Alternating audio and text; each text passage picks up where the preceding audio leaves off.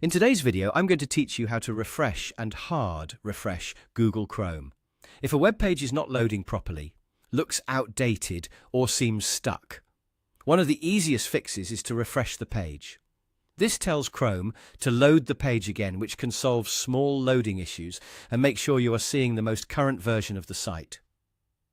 To get started, open Google Chrome on your computer and go to the web page you want to update. Once the page is open, the quickest way to do a standard refresh is to simply press the F5 key on your keyboard. As soon as you do that, Chrome will reload the current page. A normal refresh is useful for everyday situations. For example, if a page is taking too long to display correctly, if some text or images are missing, or if you are waiting for new information to appear, pressing F5 usually does the job. It reloads the page without changing anything else, so it is a safe and simple first step whenever a website seems off. Now, it is also helpful to understand the idea of a hard refresh.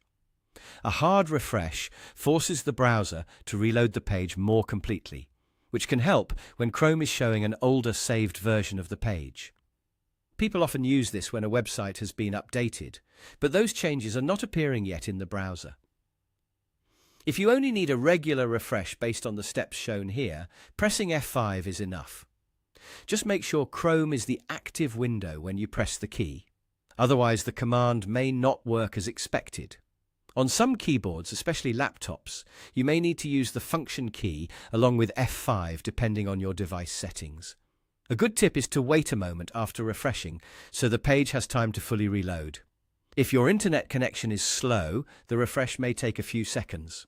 Also, if nothing changes after refreshing, the issue may be with the website itself rather than your browser. That's all there is to it. Open Chrome, go to your page, and press F5 to refresh. It's a quick and useful action that can help fix minor web page problems in just a second. Thanks for watching, and I'll see you in the next video.